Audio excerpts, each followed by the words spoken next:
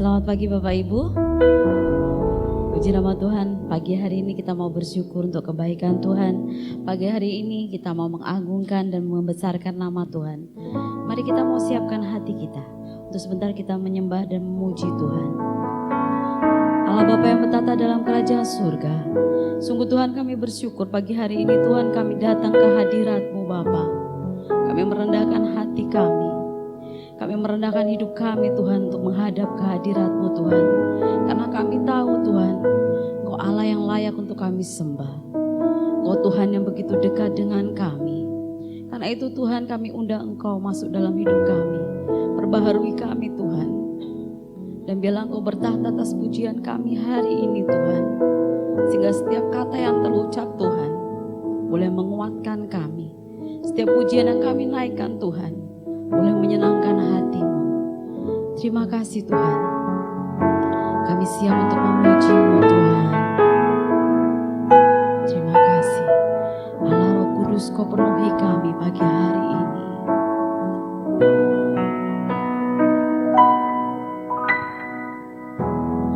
Allah Roh Kudus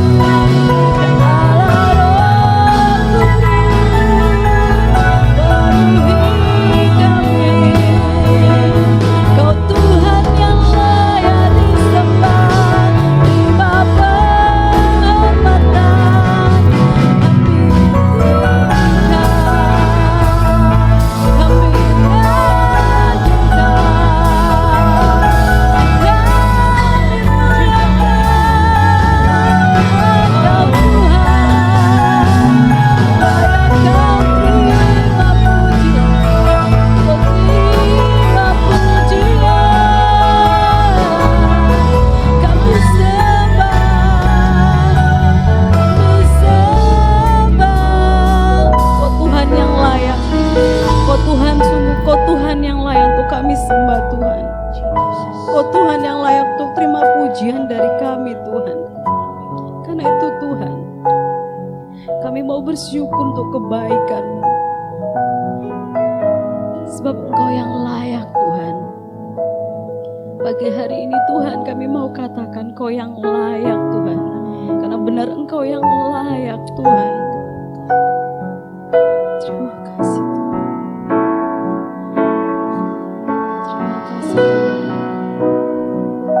Sebab Kau layak, terima pujian. Sebab Kau layak, terima pujian. Sebab Kau layak, ku agungkan Yesus, Raja di atas segala raja. Sebab Kau layak Tuhan, sebab Kau layak, terima pujian. Sebab Kau layak, terima pujian. Sebab Kau layak, ku agungkan Yesus, Raja di atas segala raja.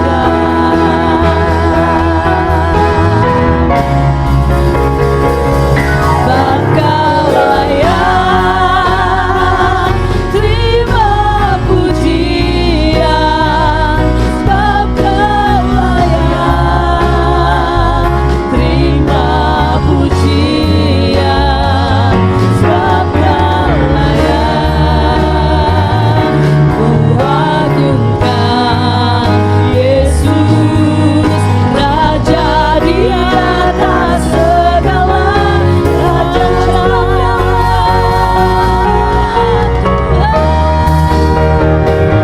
Sebab Kau layak,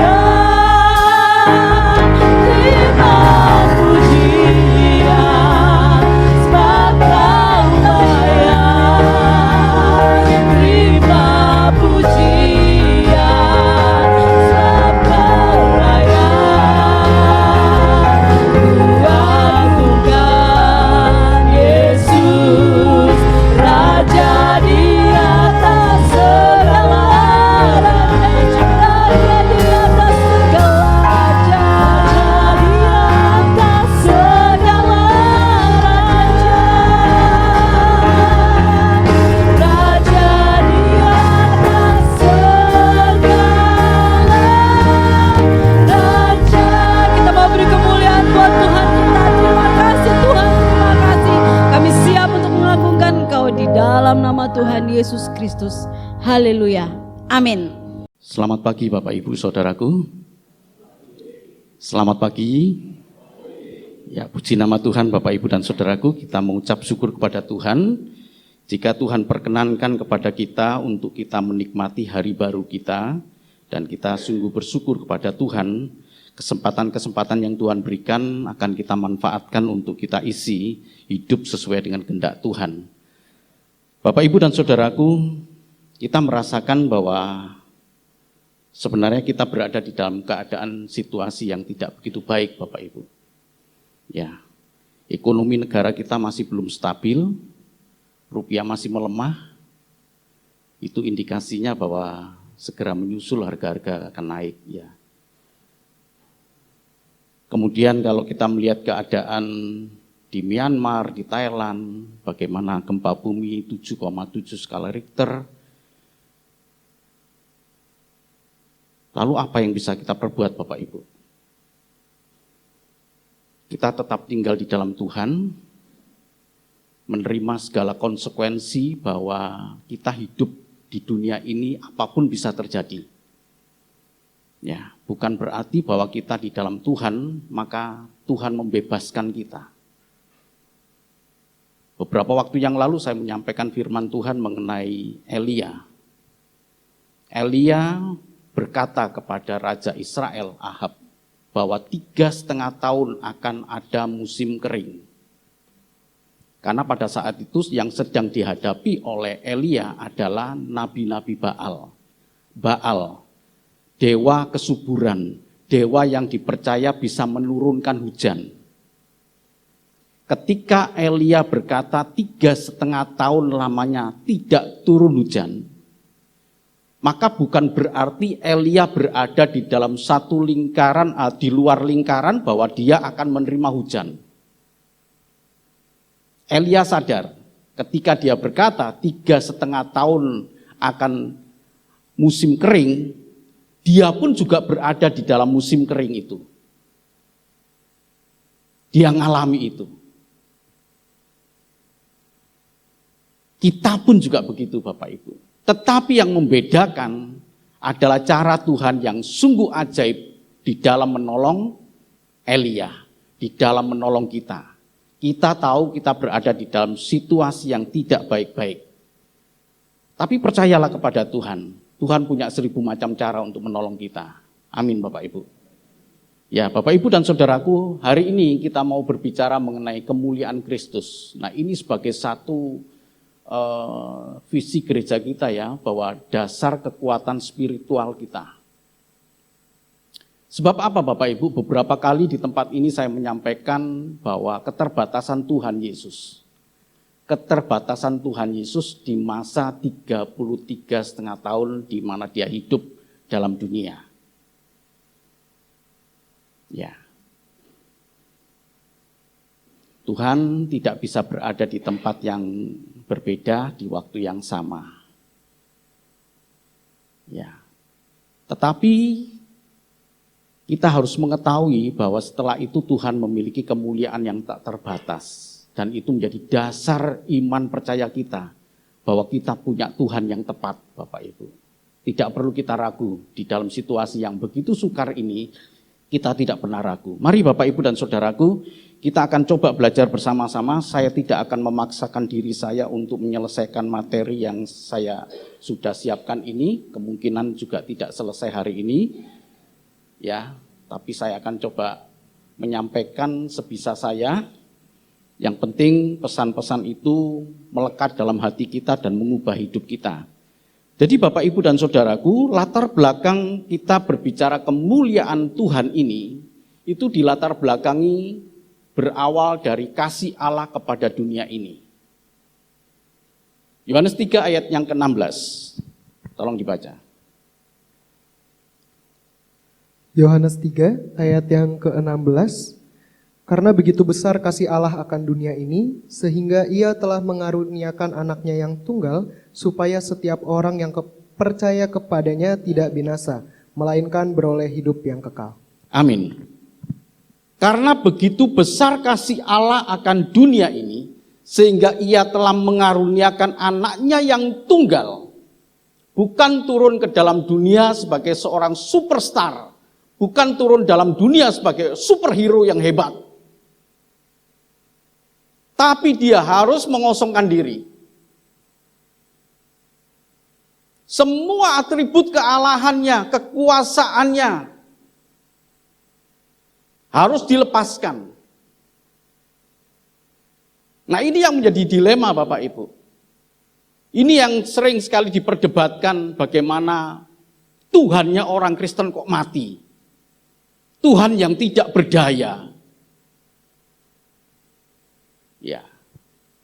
Tapi inilah faktanya Bapak Ibu dan Saudaraku, bahwa berawal dari kasih Allah akan dunia ini, dikatakan di dalam firman Tuhan ini, begitu besar kasih Allah. Begitu besar kasih Allah. Artinya apa? Allah memandang dunia ini dengan kasih yang begitu besar dan kemudian mengalihkan kasihnya kepada anaknya yang tunggal itu, mulai diturunkan kasihnya. Ya, tidak disayangkan anaknya untuk tinggal di dalam kemuliaan di surga. Anakku turun. Ya. Bagaimana caranya turun, Bapak? Kosong. Kamu harus sama seperti manusia. Harus sama. Bagaimana? Ya proses manusia semuanya harus sama. Masuk dalam kandungan, berkembang, lahir, bertumbuh remaja, bertumbuh dewasa, kemudian mati. Harus sama. Sampai mati pun harus sama. Nah Bapak Ibu dan Saudaraku, ini yang menjadi latar belakang bagaimana kita memandang kemuliaan Tuhan itu bukan berasal dari kemuliaan yang tetap. Dari kemuliaan kemudian tidak hilang sama sekali. Dari dia punya kemuliaan kemudian menjadi manusia yang hina,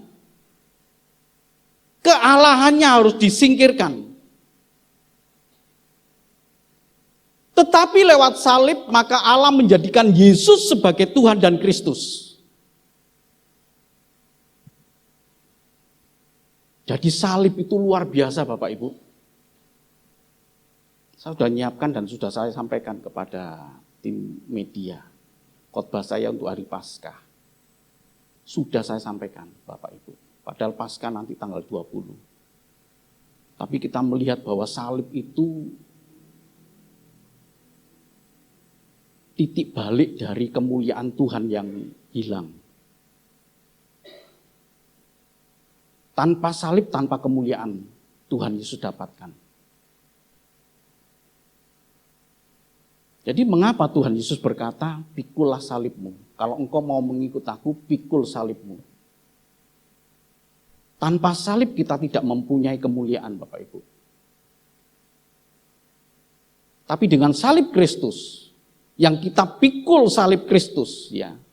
Artinya apa Bapak Ibu? Kesukaran seperti Kristus mengalami penderitaan, dia pikul dengan tekun. Kemudian dia mati dan kemudian Allah Bapa bangkitkan dia. Begitu pula dengan kita Bapak Ibu. Kita punya salib masing-masing. Kita punya kesukaran masing-masing. Yang harus kita pikul. Jadi kalau ada orang yang kemudian lari dari kenyataan hidup, ya, itu orang yang tidak mau pikul salib. Berkat Tuhan mau, tapi pikul salibnya tidak mau. Sungguh memprihatinkan ini Bapak Ibu. Kita hadapi konsekuensi kita tinggal dalam dunia ini memang banyak sekali kekejutan, banyak sekali kesukaran, banyak sekali kerumitan-kerumitan hidup yang menguras energi kita Bapak Ibu. Sama seperti Kristus. Ya Bapak Ibu Saudaraku, walaupun Tuhan Yesus di masa-masa seperti ini Bapak Ibu, di masa-masa dia mengosongkan diri ini menjadi satu dilema. Menjadi satu ejekan, menjadi satu hinaan. Karena mereka nggak mengerti planning Allah. Tapi kita kan tahu Bapak Ibu, oh planning Allah itu begitu toh.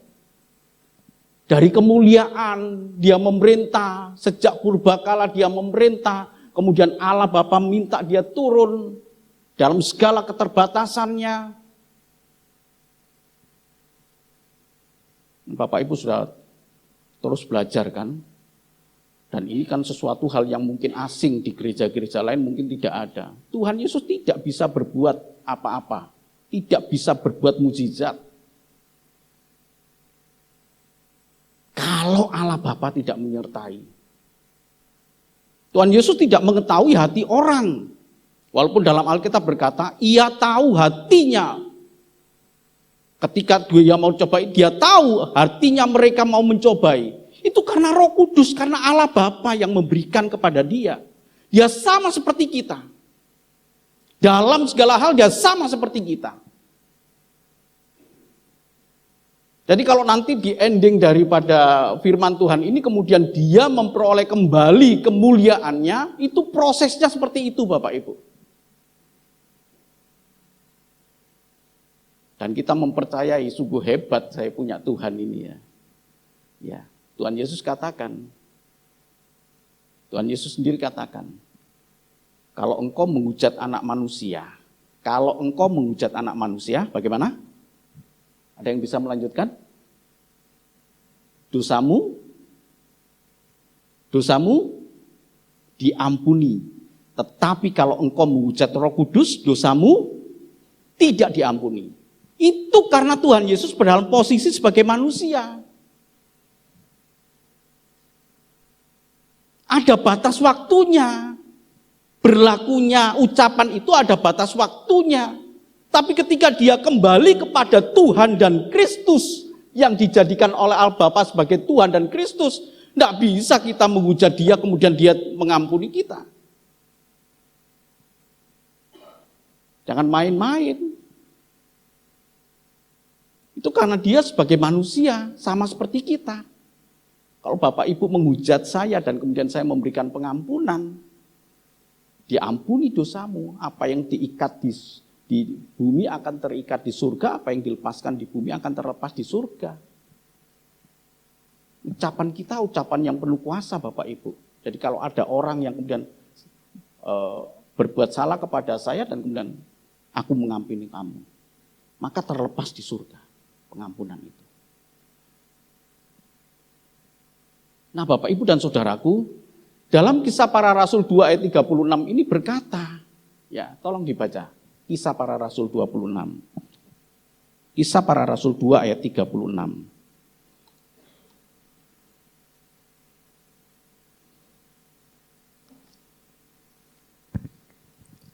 Kisah Para Rasul 2 ayat 36. Jadi seluruh kaum Israel harus tahu dengan pasti bahwa Allah telah membuat Yesus yang kamu salibkan itu menjadi Tuhan dan Kristus. Amin. Saya sengaja ya agak sedikit supaya kita sama ya. Begitu Tuhan Yesus menang di kayu salib, mengapa kita menyebut dia? Ya, kalau kita hidup pada zamannya Tuhan Yesus, dia Kristus, tapi bukan Tuhan. Saya agak pelan-pelan Bapak Ibu ya. Pada waktu andai kata kita hidup di zamannya Tuhan Yesus hidup. Tuhan Yesus berkata kepada Petrus, Petrus, menurut orang siapakah aku ini? Kemudian Petrus berkata, kata orang, ada yang berkata engkau Nabi Yesaya, Nabi Yeremia, Nabi Elia, atau salah satu dari Nabi. Oke, kalau sekarang menurut kamu siapakah aku ini? Dan kemudian Petrus berkata, engkau anak Allah, Mesias anak Allah yang hidup. Kristus, dalam bahasa Yunaninya Kristus. Engkau Kristus yang diurapi. Yang diurapi. Ya. Dia Mesias. Tapi begitu salib Kristus, Bapak Ibu dan Saudaraku, begitu Tuhan Yesus mati di kayu salib Kristus, seluruh pengosongan diri dia yang di awal tadi itu dikembalikan menjadi kepenuhan Allah. Dipenuhi dia.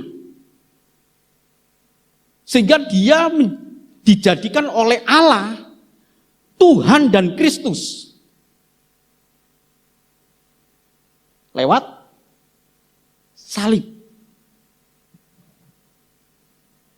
Jadi seluruh kaum Israel harus tahu dengan pasti bahwa Allah telah membuat Yesus. Allah telah membuat Yesus yang kamu salibkan itu menjadi Tuhan dan Kristus.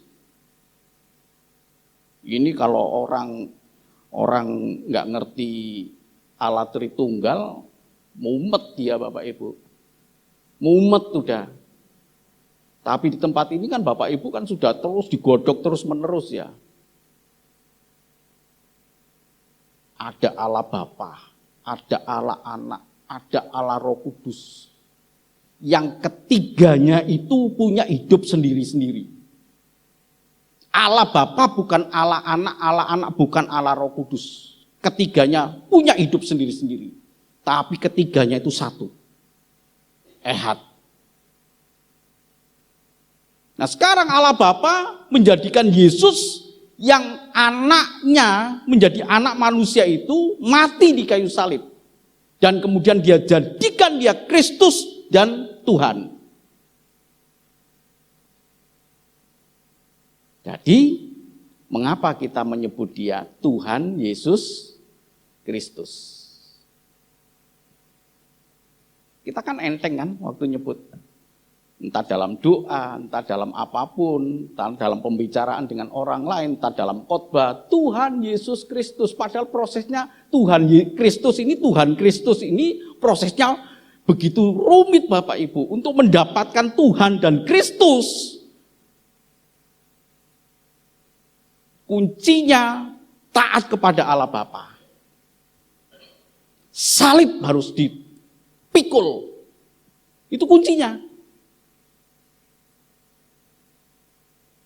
Ada nggak kemungkinan bahwa dia tidak bisa menjadi Tuhan dan Kristus? Sangat besar.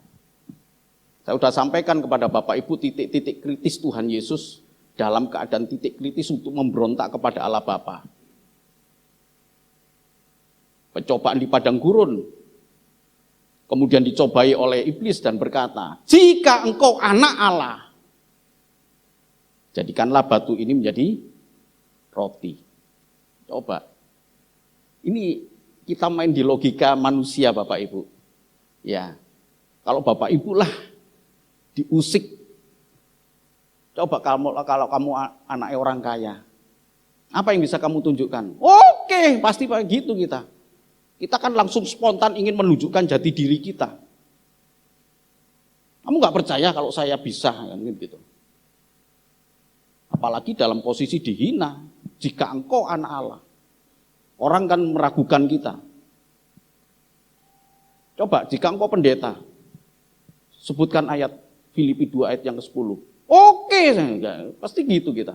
Untuk menunjukkan, betul saya ini pendeta. Kan gitu Bapak Ibu. Ketika Tuhan Yesus diusik itu menunjukkan titik kritis Tuhan Yesus untuk menunjukkan. Tapi Tuhan Yesus katakan enggak. Tidak mau menuruti ucapan daripada iblis. Kalau Tuhan Yesus lakukan itu, dosa sudah mengintip dia.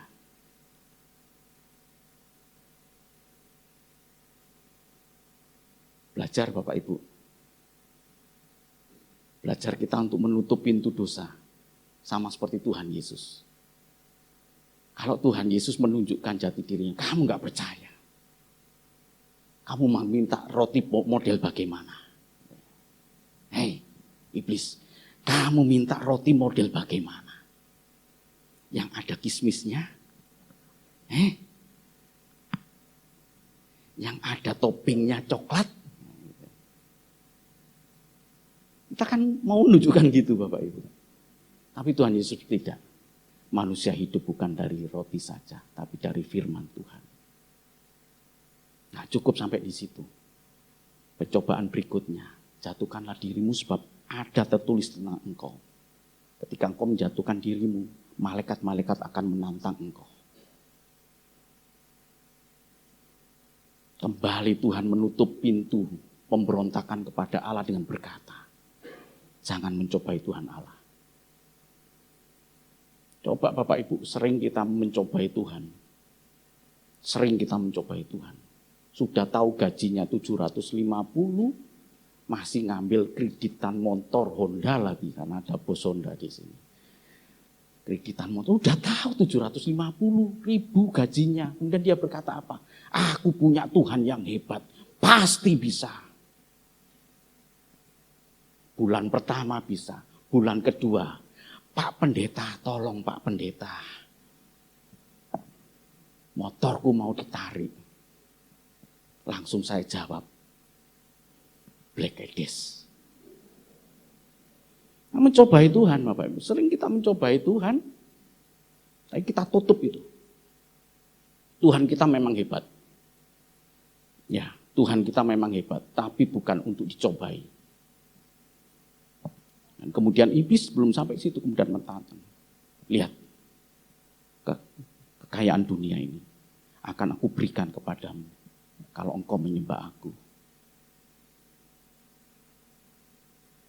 Sekarang dua jalan di hadapan Tuhan Yesus Bapak Ibu. Dua jalan di hadapan Tuhan Yesus. Jalan yang pertama menuju Golgota. Jalan yang kedua menuju kenikmatan dunia. Wah, daripada saya ke Golgota, oke, aku sembah engkau.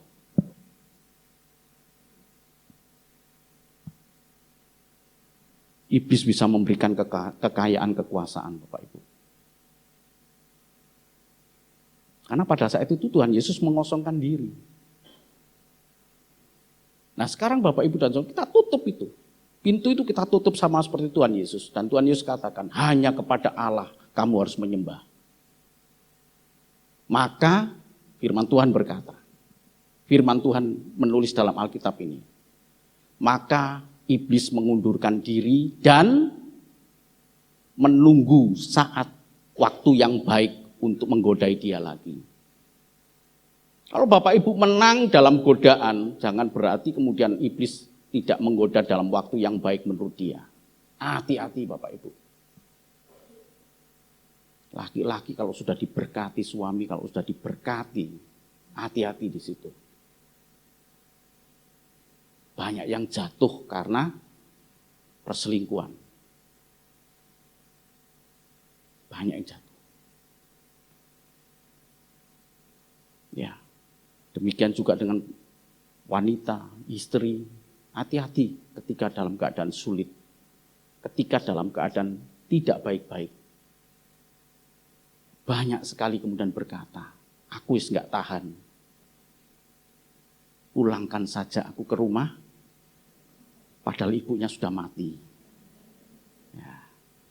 Nah Bapak Ibu Saudaraku, inilah Bapak Ibu ya.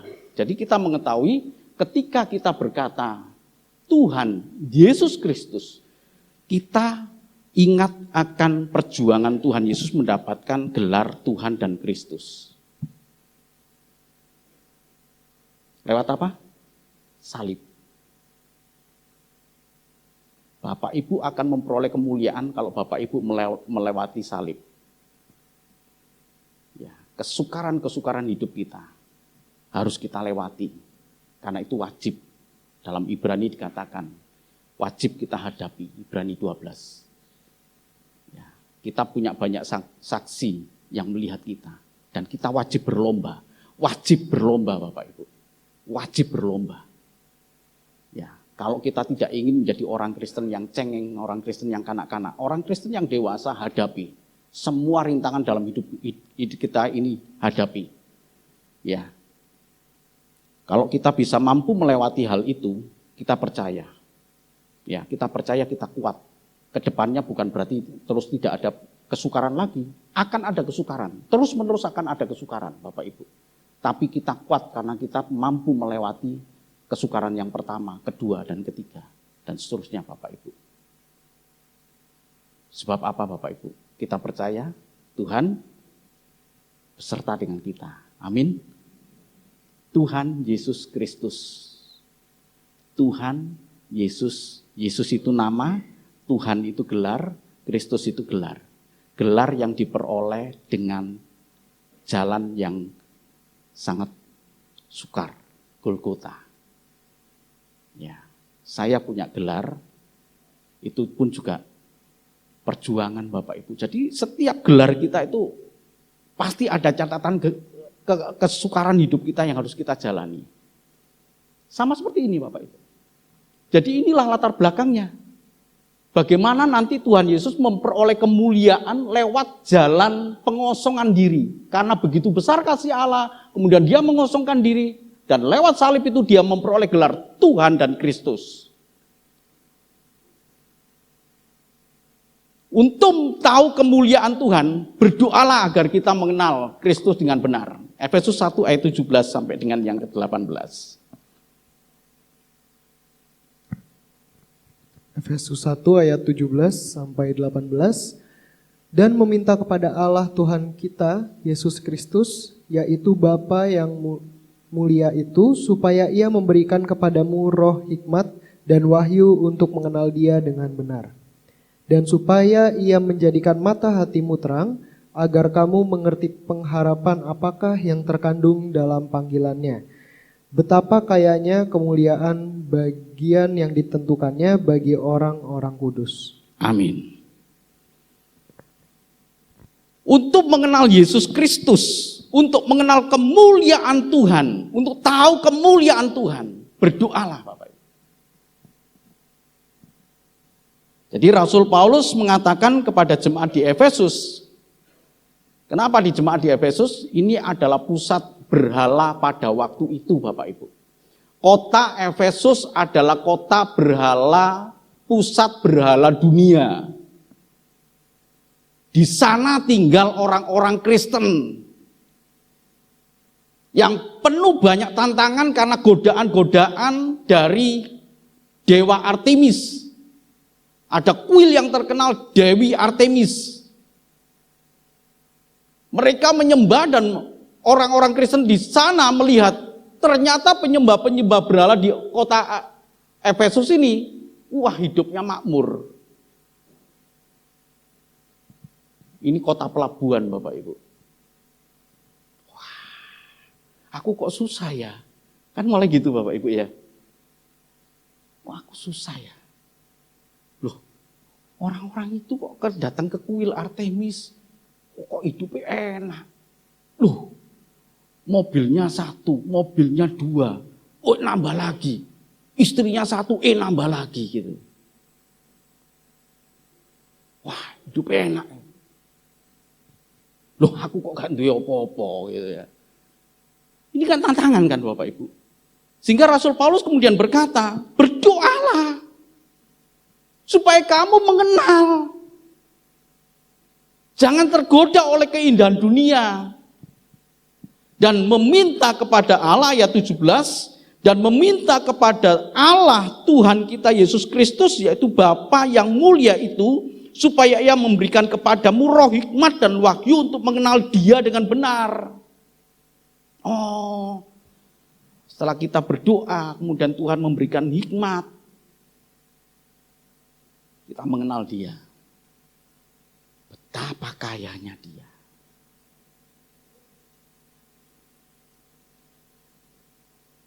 Bisa nggak Bapak Ibu melihat dalam kekayaan Tuhan di dalam tanda petik hidup Bapak Ibu yang pas-pasan?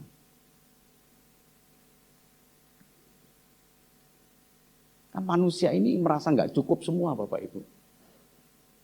Manusia merasa nggak cukup semua loh. Dikasih segini nggak cukup. Tapi kalau orang yang tahu mengenal Dia, betapa kayanya Dia, walaupun hidup dalam keterbatasan, luar biasa Tuhanku, hebat Tuhanku, maka dia selalu merasakan cukup.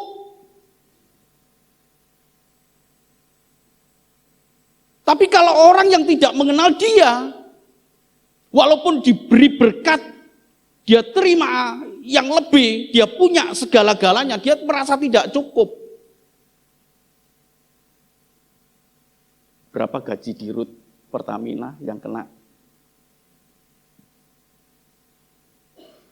Berapa Bapak Ibu? 1 bulan berapa?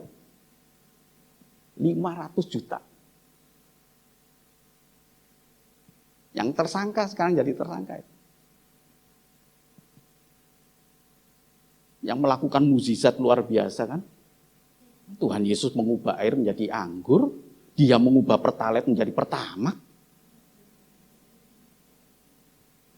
Sampai berapa yang dikorupsi?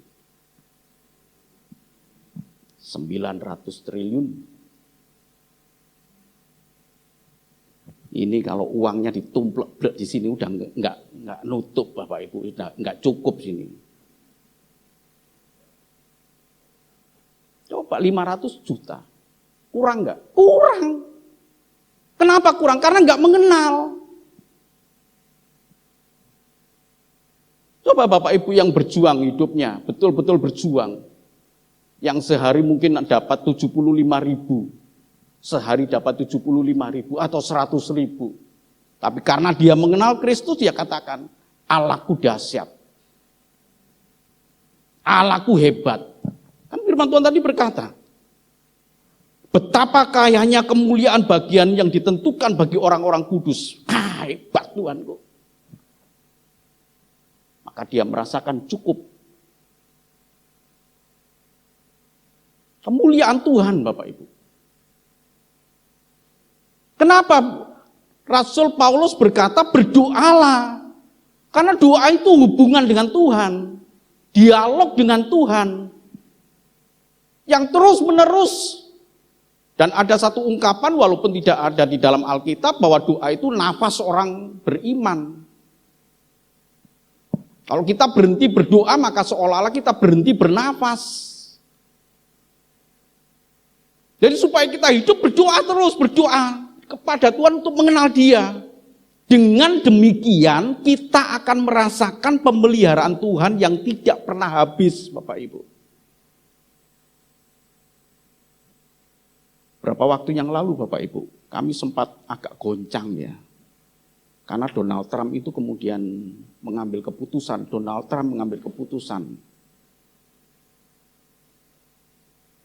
beasiswa anak saya diputus, Fulbright diputus. Bapak Ibu bisa lihat di Google ya, di Google.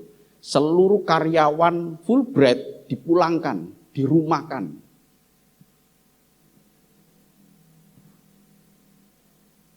Anak saya dapat beasiswa dari Fulbright. Begitu Donald Trump dilantik, kemudian dia coret semua. Banyak negara-negara, termasuk Indonesia, Bapak Ibu, ini betul-betul dampaknya karena banyak sekali bantuan-bantuan dari Amerika kemudian dihapus.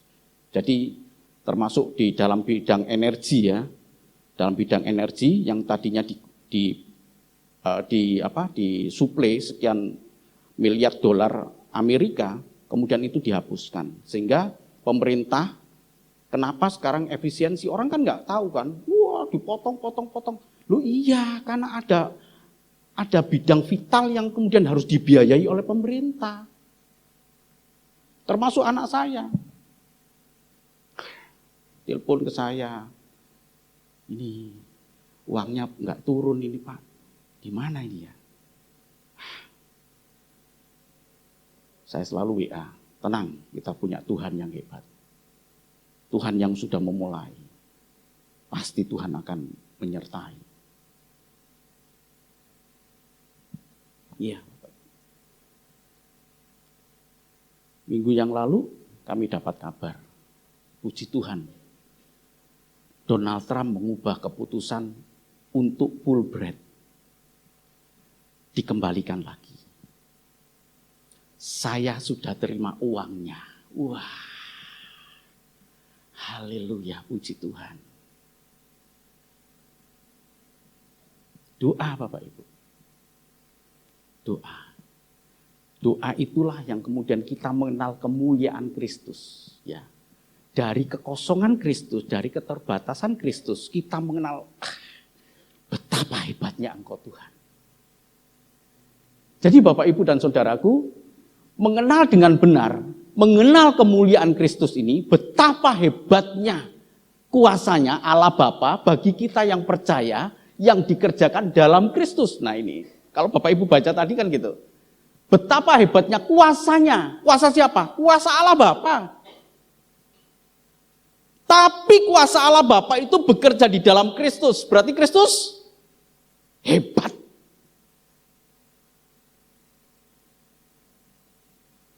Efesus 1 ayat 19 sampai dengan 20. Tolong dibaca.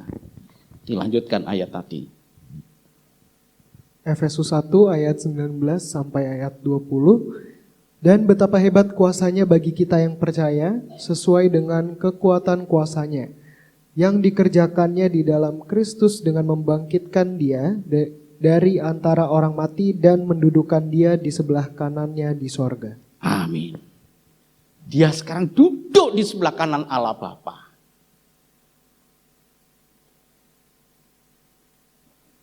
Di sebelah kanan Allah Bapa. Ini Allah Bapa, ini anaknya. Artinya apa Bapak Ibu? Segala kuasanya, kuasa Allah Bapa diberikan kepada anaknya. Ini nanti akan saya lanjutkan karena waktunya Bapak Ibu. Ya. Sampai kepada penghakiman, Allah Bapa tidak melakukan penghakiman. Semuanya diserahkan kepada anaknya. Jadi ini nanti semua ini pribadi-pribadi di depan saya dan saya yang di depan Bapak Ibu. One day, suatu hari nanti kita akan menghadap takhta kemuliaan Kristus untuk dihakimi. Nah, semua dalam bentuk, ditelanjang gitu, udah nggak bisa kita sembunyi-sembunyikan. Semua terbuka di hadapan Kristus dan kemudian dengan cara yang ajaib, kanan, kiri, kanan, kiri, kanan, kiri, kanan, kiri. Yang ke kiri itu kambing, kan dipisahkan Bapak Ibu. Yang kanan itu domba. Udah nggak bisa lagi apa-apa. Nggak bisa lagi apa-apa Bapak Ibu. Yang kanan menerima kemuliaan, ayo masuk. Pesta perjamuan kawin anak domba sudah siap. Kita pesta. Yang kiri, nyala engkau dari hadapanku.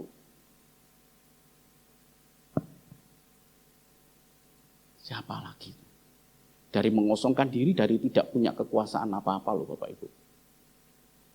Sekarang dia penuh kekuasaannya. Jadi apa yang harus kita kerjakan Bapak Ibu? Hiduplah bergantung kepada Dia yang punya kekuasaan. Amin. Ya, hiduplah di dalam Tuhan Yesus Kristus. Di dalam tubuh Tuhan Yesus Kristus, kekuasaan Allah yang demikian besar ada. Dan kita percaya kepada Dia. Mari Bapak Ibu dan Saudara yang kasih Tuhan. Kemuliaan Kristus adalah kemuliaan yang besar dalam hidup kita. Dan kita tepat untuk menyembah Dia. Bergantung hidup kepada Dia, Tuhan dan Kristus yang punya kekuasaan dalam hidup kita ini. Tuhan memberkati. Amin.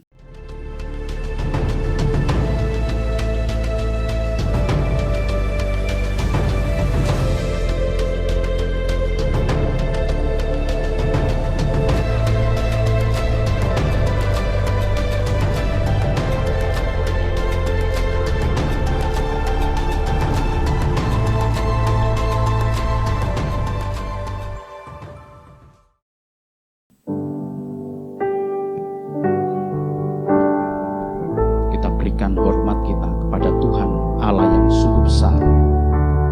Dia sungguh ajaib dalam hidup kita. Haleluya. Kami memuji kebesaran-Mu. Engkau sungguh ajaib Tuhan. Ajaib Tuhan, ajaib Tuhan. Kami memuji kebesaran-Mu Tuhan. Kami memuji kebesaran-Mu.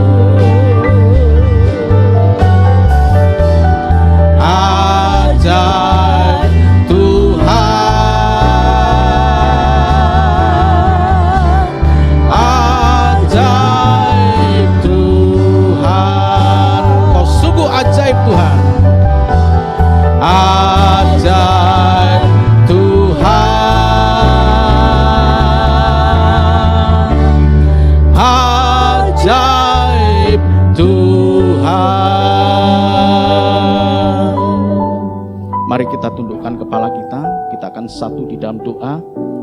Karena itu berdoalah demikian. Bapa kami yang di surga, dikuduskanlah namamu, datanglah kerajaan-Mu, jadilah kehendak-Mu, di bumi seperti di surga.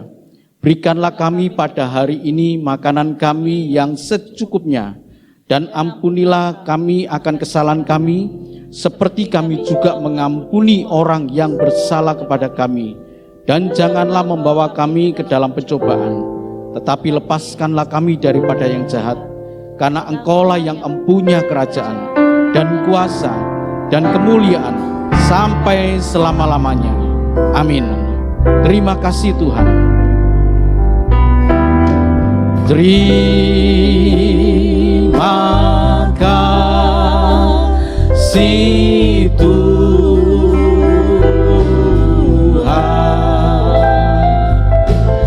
Terima kasih Tuhan.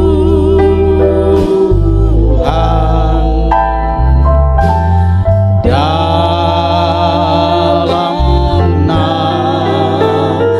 nama Yesus,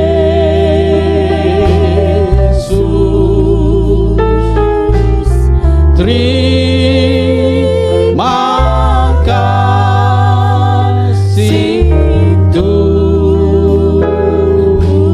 Tuhan.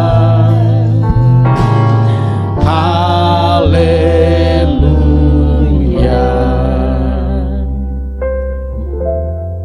Inilah alasan kami Tuhan menyembah Engkau ya Yesus. Sebab Engkau adalah Tuhan dan Kristus.